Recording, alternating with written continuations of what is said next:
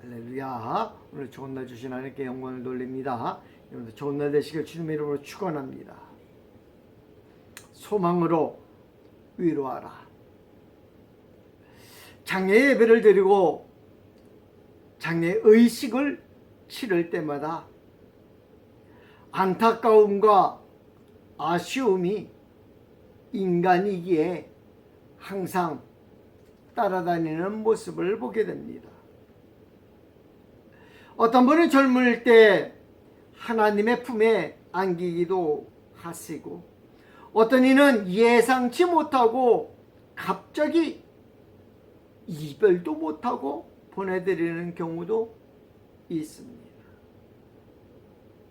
이때 우리 믿음의 사람들은 어떻게 해야 할까요?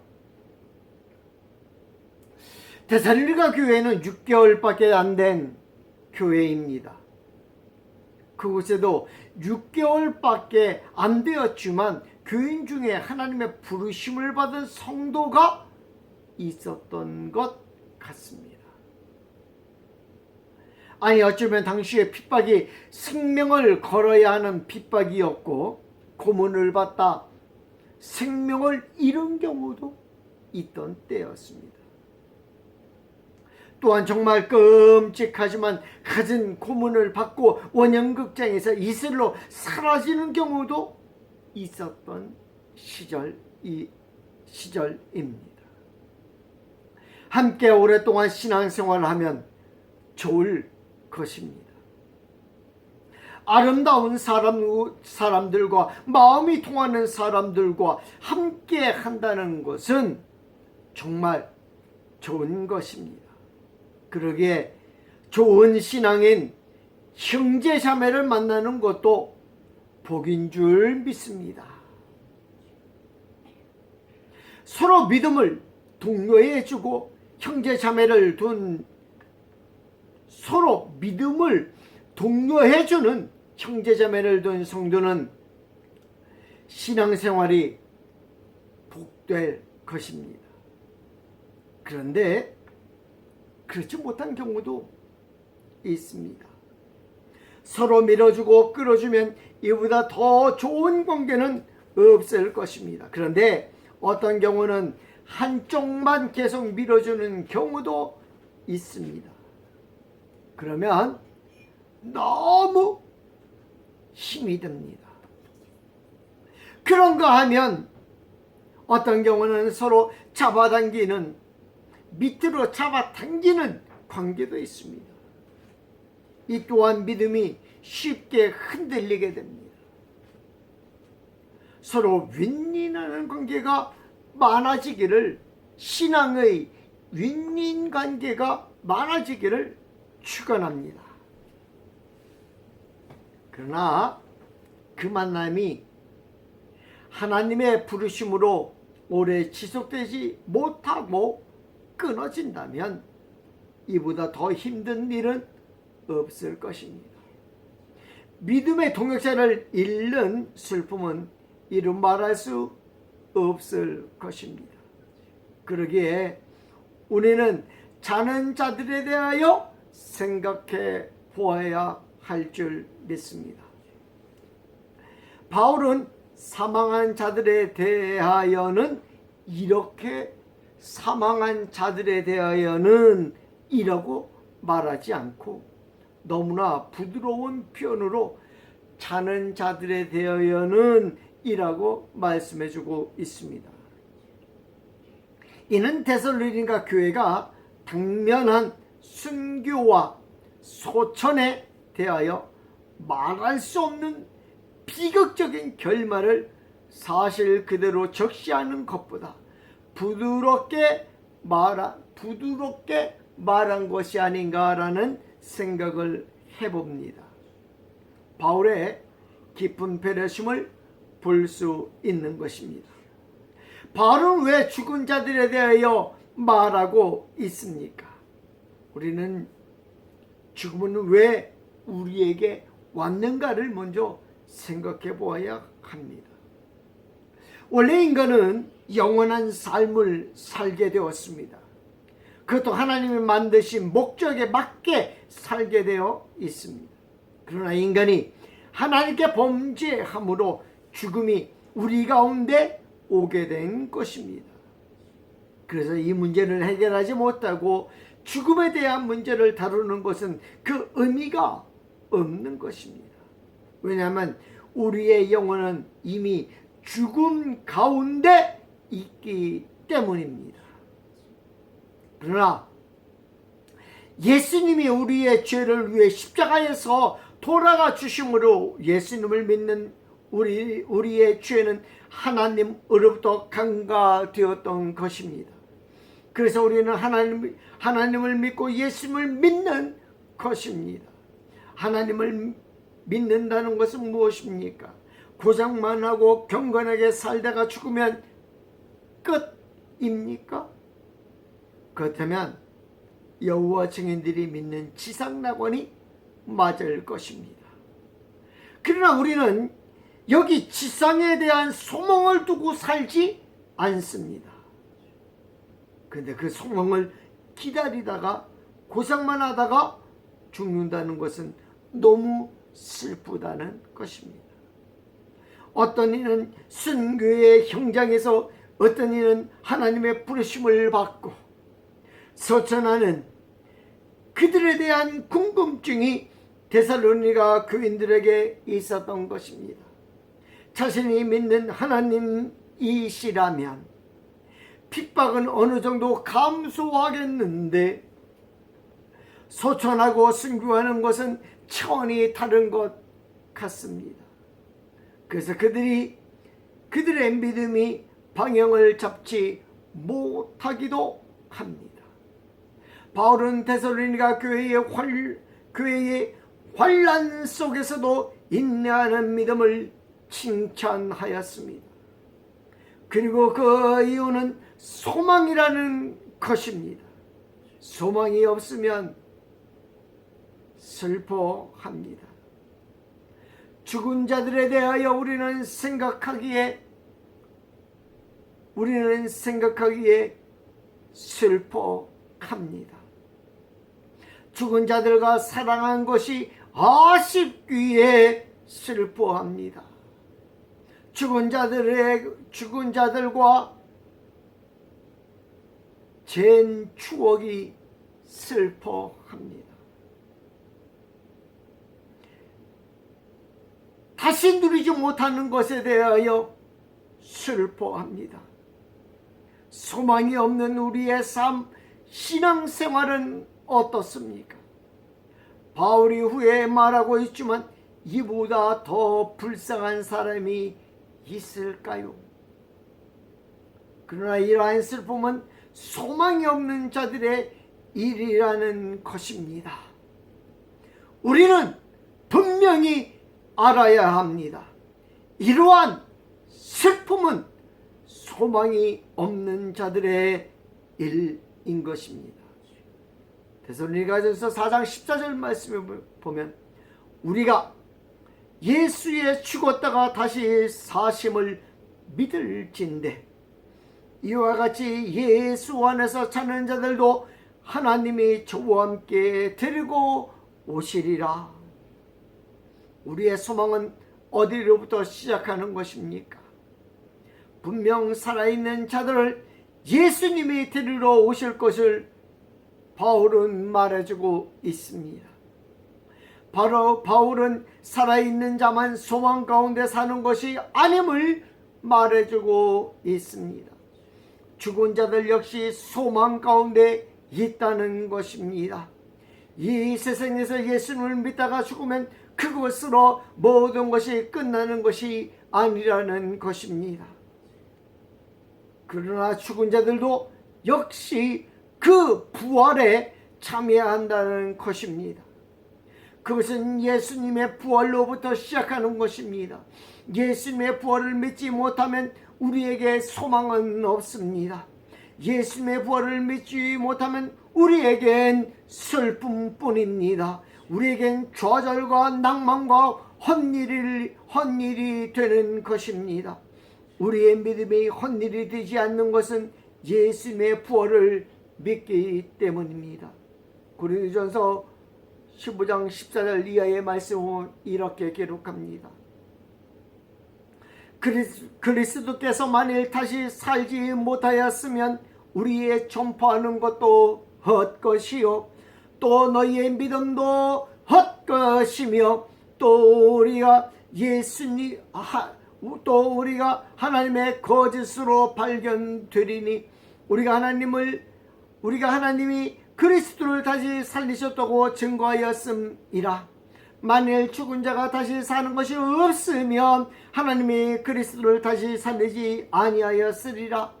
만일 죽은 자가 다시 사는 것이 없으면 그리스도 다시 사신 것이 없었을 터이요 그리스도께서 다시 사신 것이 없으면 너희의 믿음도 헛되고 너희가 여전히 죄 가운데 있을 것이요 또한 그리스도 안에서 잠자는 자도 망하였으리니 만일 그리스도 안에서 우리가 바라는 것이 다만 이생뿐이면 모든 사람 가운데 우리가 더욱 불쌍한 자리라. 바울은 그의 믿음과 신앙을 예수님의 부활 위에 세운 줄 믿습니다.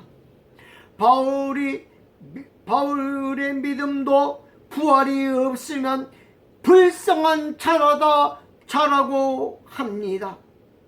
예수님을 믿은 자들이 가장 불쌍하지 않는 이유는 예수님이 부활하셔 믿는 자들의 본이 되셨기 때문인 것입니다.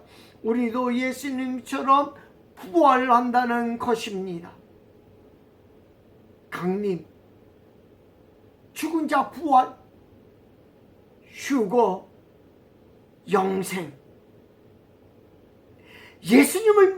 예수님의 부활을 믿는 자에게 소망은 무엇입니까? 부활하신 예수님이 강림하실 때 우리가 먼저 자는 자들보다 앞서지 못한다는 것입니다. 죽은 자들이 먼저 깨어난다라고 성경은 분명히 그 순서를 말해주고 있습니다. 그리고 나서 산자들의 휴거가 일어나고 우리 주님과 영원한 삶을 살게 되는 것입니다. 15절 이하의 말씀에 우리가 주의 말씀으로 너희에게 이것을 말하노니 주께서 강림하실 때에 우리 살아남은 자도 자는 자보다 결코 앞서지 못하리라. 주께서 호령과 천사장의 소리와 하나님의 나팔 소리로 치니 하늘로부터 강림하시리니 그리스도 안에서 죽은 자들이 먼저 일어나고 그 위에 우리 살아남은 자들도 그와 함께 구름 속으로 끌려올라 공중에서 주를 영접하게 하시리니 그리하여 우리가 주와 함께 있으리라. 이 주님의 초실절이 시작되었습니다. 부활의 처음 열매가 되셨습니다. 주님의 부활은 주님의 부활로 끝나는 것이 아닙니다. 이는 초실절의 열매이기 때문입니다. 이 초실절을 49일 동안 초실절은 세어질 것입니다. 49일 동안 처음 열매는 하나님 앞에 드려지게 되기에 49일 동안 계속해서 첫 열매를 따라 하나님 앞에 드려지는 부활이 이루어지는 것입니다. 14절 말씀에 우리가 예수께서 죽으셨다가 다시 살아나심을 믿을진데 이와 같이 예수 안에서 자는 자들도 하나님의 그와 함께 데리고 오시리라. 이때 믿음의 사람들이 주님과 함께 부활에 참여하게 되는 것인 줄 믿습니다. 그러므로 바울이 말한 것처럼 이 세상의 삶이 다인 것처럼 살면 안 되는 것입니다. 이 세상의 삶이 끝인 것처럼 살면 안 되는 것입니다. 바울은 말합니다. 우리에겐 영원한 소망이 있다고 합니다. 형제들아, 자는 자들에 대하여는 너희가 알지 못함을 우리가 원치 아니하노니 이는 소망 없는 다른 이와 같이 슬퍼하지 않게 하려 함이라. 그러므로 이 세상 삶과 영원한 삶이 우리에게는 이어져 있는 것입니다. 분리된 차단된 삶이 아니라 주님과의 영원한 삶을 살게 되는 것입니다. 부활을 말할 때 우리가 예수님을 믿어 죽은 영혼이 살아났음을 이야기하는 것이 아닙니다. 우리의 부활은 옛 사람으로부터의 부활이 아닙니다. 우리의 부활은 새 생명을 얻은 자로부터의 부활인 줄 믿습니다. 우리가 예수님을 믿는다는 것은 죽었던 우리를 살리셨다고 성경은 말하고 있습니다. 더 엄격히 말하면 새 생명을 주신 것입니다. 고린도후서 5장 17절 말씀에 그런즉 누구든지 그리스도 안에 있으면 새로운 피조물이라 이전 것은 지나갔으니 보라 새 것이 되었도다.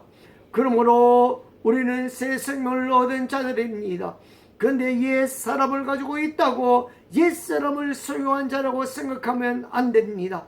그의 인성이 아직 성화되지 못하였고 그의 행동이 아직 성화되지 못하여 미완성처럼 보이지만 우리는 새 생명을 얻은 자들인 것은 분명한 줄 믿습니다. 이 새로운 피조물에서 우리는 부활하는 것입니다. 이것이 우리가 바라보는 소망입니다. 바울은 서로 위로하라고 합니다. 성도는 서로 위로하는 자들입니다. 위로는 누가 받는 것입니까? 안 좋은 일을 당한 사람에게 해주는 것이 위로입니다. 예수님을 믿는 사람들이 안 좋은 일이 무엇일까요? 많은 안 좋은 일들을 열거할 수 있을 것입니다. 그러나 오늘은 사랑하는 성도가 서로 헤어지는 것을 말하는 것입니다. 사랑하는 성도가 서로 헤어지면 다시 만나면 되지라고 말할 수도 있습니다. 그러나 이 헤어짐은 바울은 잠자는 자라고 설명하고 있지만 죽은 자를 말하는 것입니다. 죽은 자이면 다시 만날 수 없는 것입니다. 영원한 이별입니다. 영원한 슬픔이 되는 것입니다. 위로해야 하는 이유는 여기에 있습니다. 고난을 당하고 환난을 당하는 자들이 소망이 없으면 곧 낭망하게 됩니다. 낭망은 신앙도 없습니다. 낭망은 믿음도 없습니다. 낭망은 절망으로 치닫고 결국에는 될 대로 되려는 식의 마음을 감싸게 됩니다. 그리고는 자포자기하게 됩니다. 낭망하지 말아야 하는 이유가 여기에 있습니다. 소망이 있기 때문입니다. 그 소망은 예수님의 재림이면 영생이 주어지는 것입니다. 예수님의 재림이면 고통에서 해방이 됩니다. 예수님의 재림이면 환난에서 해방이 됩니다. 예수님의 재림이면 우리의 믿음의 결실을 보게 됩니다. 예수님의 재림이면 자는 자들이 먼저 일어나게 됩니다. 예수님의 재림은 사랑하는 자를 다시 만나는 소망이 있게 합니다. 그러므로 서로 그때까지 인내해야 하면서 믿음을 가지고 연단을 감사함으로 보내야 하는 것입니다. 이 세상의 죽음이 끝이 아닌 새로운 시작을 알리는 것이므로 즐거워해야 합니다. 아브라함의 품에 안기는 것을 기뻐해야 하는 것이기도 합니다. 죽은 자들을 보면 예수를 믿는 자들이 너무 슬퍼하지 않는 이유가 여기에 있는 것입니다. 바울이 이러한 말로 위로하라고 하는 것은 소망을 가지고 위로하라는 것입니다. 지금 주님과 함께 있고 죽으면 끝이 나는 것이 아니라 영원히 주님과 함께 하는 삶이 지속되는 것입니다. 이것이 가장 기쁜 일이요 이것이 가장 즐거운 일이요 이것이 이 세상에 무엇과도 비교할 수 없는 것인 줄 믿습니다. 이 즐거움이 여러분 안에 가득하기를 주님의 이름으로 축원합니다. 기도하겠습니다.